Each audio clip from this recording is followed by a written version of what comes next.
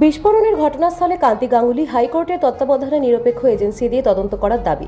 দক্ষিণ চব্বিশ পরগনা জেলার পাথর প্রতিমা ব্লকের দক্ষিণ রায়পুর ৩ নম্বর ঘেরিতে বাজি কারখানায় বিস্ফোরণের ঘটনাস্থলে তৃতীয় দিন সকালে এলেন প্রাক্তন সুন্দরবন উন্নয়ন মন্ত্রী কান্তি গাঙ্গুলি। তিনি এসে এলাকা ঘুরে দেখেন, সাংবাদিকদের মুখোমুখি হয়ে দাবি করেন কোনো লাইসেন্স ছিল না, প্রশাসনের মদতে চলত এই বাজি কারখানা, নিরপেক্ষ তদন্ত হওয়ার প্রয়োজন আছে, প্রশাসনকে দিয়ে তদন্ত করলে সত্য ঘটনা চাপা পড়বে, হাইকোর্টের তত্ত্বাবধানে নিরপেক্ষ এজেন্সি দিয়ে তদন্ত করলে আসল রহস্য বেরোবে। এর পাশাপাশি ঘটনাস্থলে আসেন আবারও নিরপেক্ষ তদন্তের দাবি জানায় আইএসএফ রাজ্য প্রতিনিধি দল প্রসেনজিৎ বসু, আইএসএফ রাজ্য কমিটির সদস্যরা।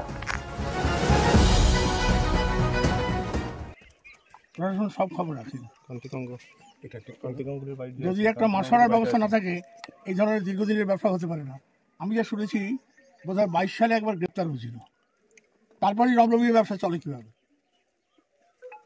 প্রশাসন জানতো।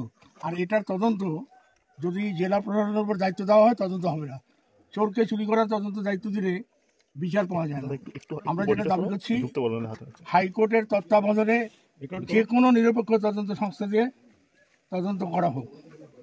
আর এই পরিবারে যে কজন বেঁচে আছে তাদের রক্ষার্থে রাজ্য সরকারকে দায়িত্ব নিতে হবে।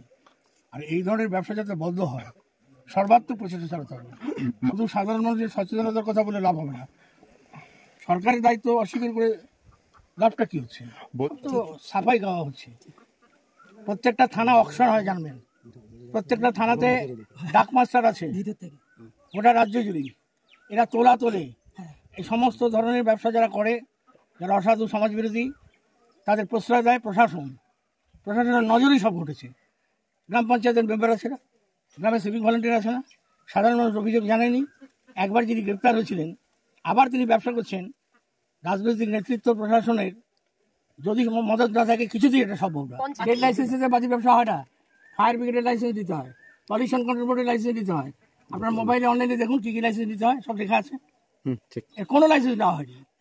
আপনি বলেন নিরপেক্ষ কোনো সংস্থা কি কেন্দ্রীয় হাইকোর্টের নির্দেশে কোনো নিরপেক্ষ সংস্থা দিয়ে তদন্ত করা হোক। জেলা প্রশাসনের মাধ্যমে তদন্ত হলে রেজাল্ট হবে 0। যারাই ঘটনার সঙ্গে যুক্ত তারাই তদন্ত করবে, হয় না।